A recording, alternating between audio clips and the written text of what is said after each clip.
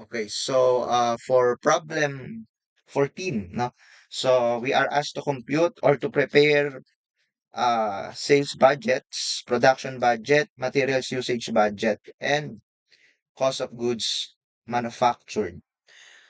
Sa starting point natin is of course sales. Actually, lahat naman ng budget starts with sales kasi diyan nakadepende yung amount of resources needed, no? Lahat ng budget diyan nakadepende. So that's our starting point. Given naman na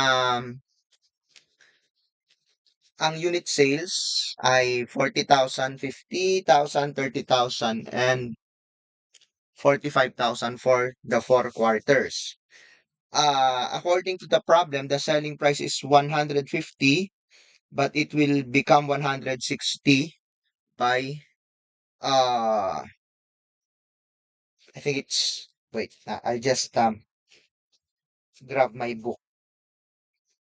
Yeah, it will become 160 by July. So, ibig sabihin, ang ating selling price is 150 for the first two quarters and 160 for the last two quarters. So multiplying the unit sales by selling price, we will have the following budgeted peso sales for each quarter. So that's 6 million, 7,500,000, 4,800,000, and 7,200,000. So that satisfies our first requirement for the sales budget. This next requirement is production budget. So our uh, starting point is unit sales kasi yun yung given ng problem. So same no sa sales sa first requirement. So 40, 50, 30, and 45. Now, how do we compute for the budgeted production? So let me launch first my Microsoft Word. So to explain bakit magiging ganon yung ating solution. So sa what do you call that? Financial accounting, 'di ba? Natutunan natin na 'di ba, beginning inventory plus purchases equals cost of goods available for sale. And then cost of goods available for sale less ending inventory is the cost of goods sold. Diba? So, pwede mo rin siyang i-apply sa units. No? Beginning inventory plus purchases equals available for sale. So, siguro baguhin na lang natin to. So, available for sale. And then, available for sale less ending inventory equals the unit sold. Okay, so this is sold. Now, dun sa ating problem, ang starting point kasi natin, kasi yun na yung given, is yung sales. So, eto yung ating starting point, yung sold. Okay? At ang hinahanap sa atin or solve is production, budgeted production. So we can actually replace purchases by production. Ano? Kasi um, yung problem natin is manufacturing entity, hindi siya merchandising. So instead of using the term purchases, we use the term units produced. So yung hinahanap natin, ito. Let's highlight that with green. Okay. So ibig sabihin, maybe we can make it clearer by siguro alsin na natin tong available for sale na to at idugtong natin yung minus ending inventory. Ayan. Ayan, equals sold. Yan. Siguro gawin natin para medyo malapad-lapad, gawin nating landscape. Ayan, okay. So ayan, beginning inventory plus produced minus ending inventory equals sold. So how do you compute for the units produced or units to be produced kung ang given ay yung sold? So, mangyayari dyan, units produced, sorry, I am using red here.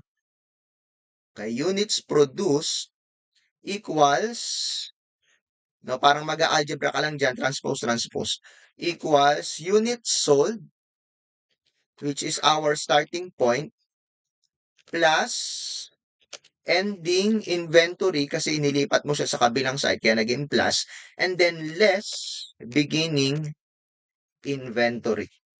Ayan. So, ito yung ating given, itong sold. So, yan yung magagawin nating or gagamitin nating solution para dun sa production budget. No? Sold plus ending inventory minus beginning inventory. And that formula is derived from the original solution we learned in financial accounting. Yung nasa taas, beginning inventory plus produced less ending inventory equals sold. So let us apply it now. So we will add the finished goods ending inventory for each quarter. Now, sabi sa problem, ayun, nakalagay, desired ending inventory for finished goods is 20% of next quarter's sales.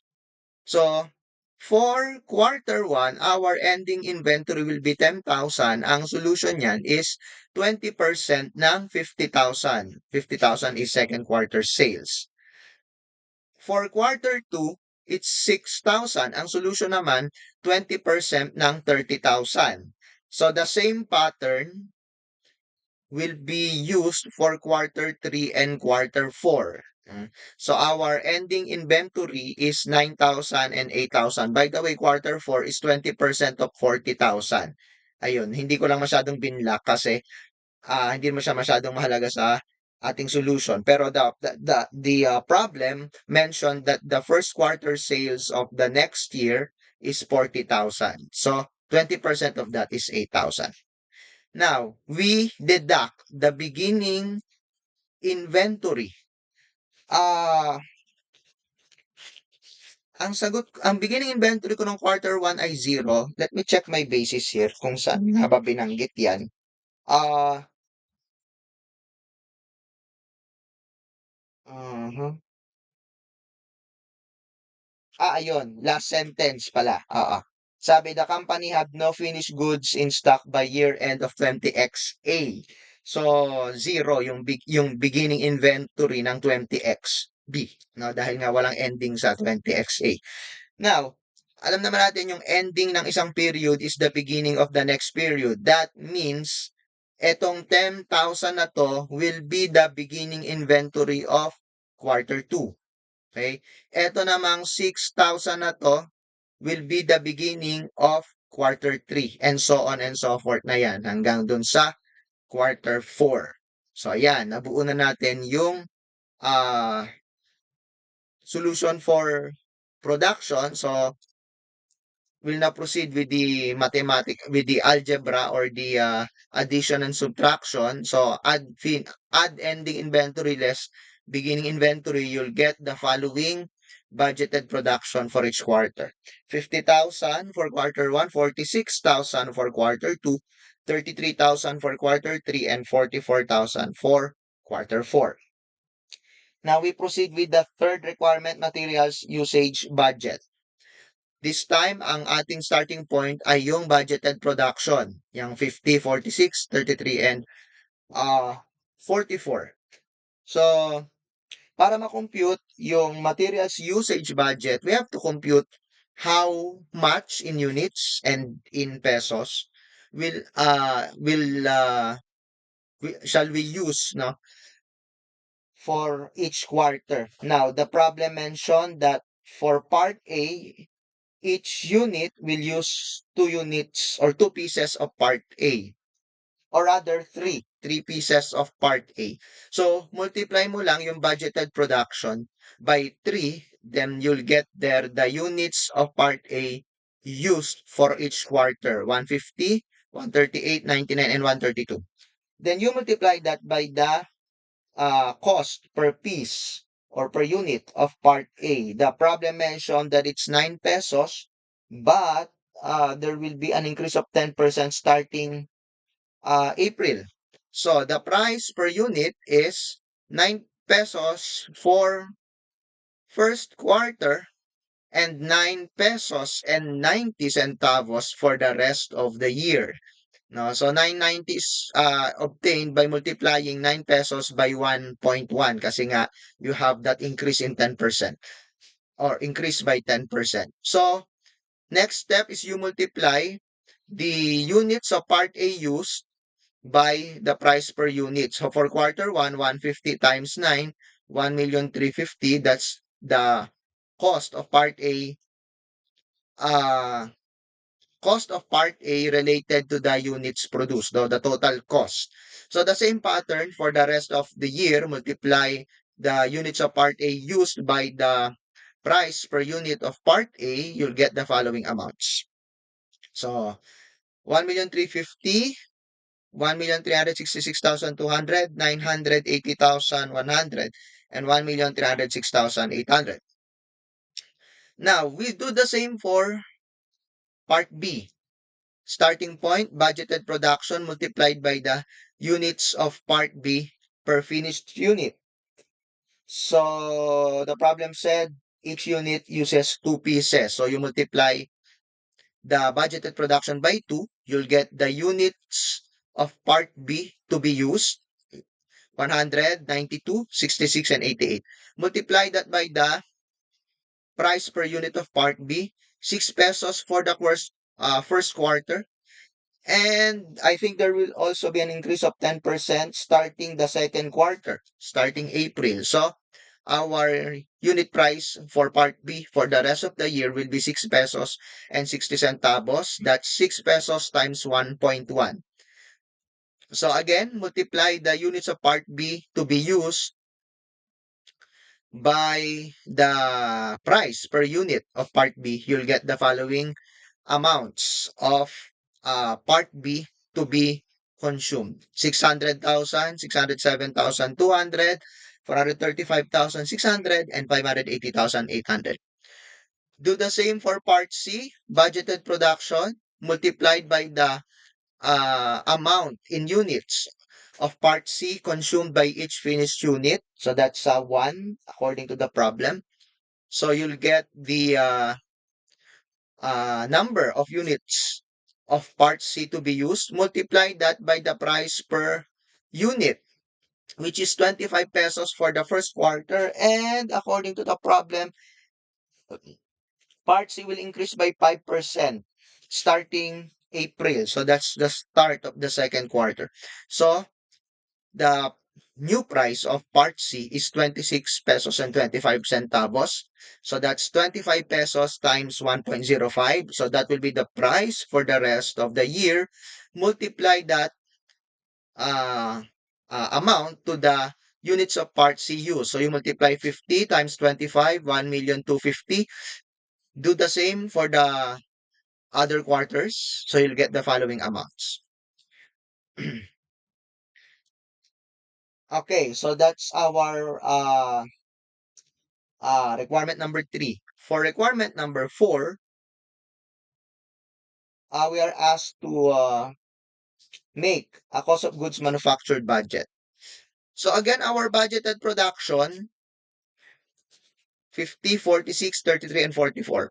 So for requirement 3, we have already computed the cost of budgeted cost of materials. So we'll just continue by computing the budgeted labor and budgeted overhead. So for labor, the problem mentioned that each finished unit will, uh, hinahanap ko yung labor, saan ba siya nabanggit? Kailangan. Kasi nakalagay sa akin dito is 30 pesos. Ayun pala, no? Hanggang dito, labor cost for the product is 30 pesos per unit. So you simply multiply. Okay? 30 pesos per unit. But it only applies up to the third quarter kasi sinabi labor rates will increase by 5% by October. So that will be the start of fourth quarter. So your labor rate for the fourth quarter is 31.50. That's 30 pesos times 1.05. So multiply mo lang yan, you'll get the total labor cost. We continue with the overhead. Again, starting point, budgeted production. The problem mentions that each finished unit will have a variable overhead of 10 pesos. So multiply. So That's your 10 pesos. You multiply that, you'll get 500,000, 460, 330,000, and 440,000. You add that to the fixed overhead, which is 66,000, also given by the problem, if I'm not mistaken. Sorry, it's 264. Bakit 66 yung sa akin dito? Saan ko nakuha to? Okay, let me change that. Okay, 264,000 pala ito. Sorry. Yan. Let me copy that here. Okay, so that's 264,000. Saan ko nakuha yung 66? Let me check. Fixed manufacturing overhead is budgeted. Okay. 264,000 for the year and incurred evenly throughout the year. Okay. So tama na pala yung kanina. Sorry. Yan. So it's really 66,000, no? So you divide 264,000 by 4. So the fixed overhead per quarter is 66,000. Okay, so tama pala yung kanina. So you get the total 500 plus 66,000, 460 plus 66,000, etc. So you get the following budgeted amounts for overhead: 566, 526, 396, and 506,000 pesos. Now, for the cost of goods manufactured, we simply combine all the amounts we computed: materials, labor, and overhead. So for materials, we have the following amounts. So yan ay those amounts are the sum of materials A, B, and C. Ito, let me show you. Ayan, mga naka-color. Ayan, blue, red, and violet. Yan. So you get the sum of those three amounts for each quarter. So ito yung makukuha mo. And then for labor, ito. So we put it here. And overhead, ayan lang sa taas. Lagay lang natin dito. Ayan. So those are your budgeted amounts. Get the sum for each quarter. And that will be your total cost of goods manufactured.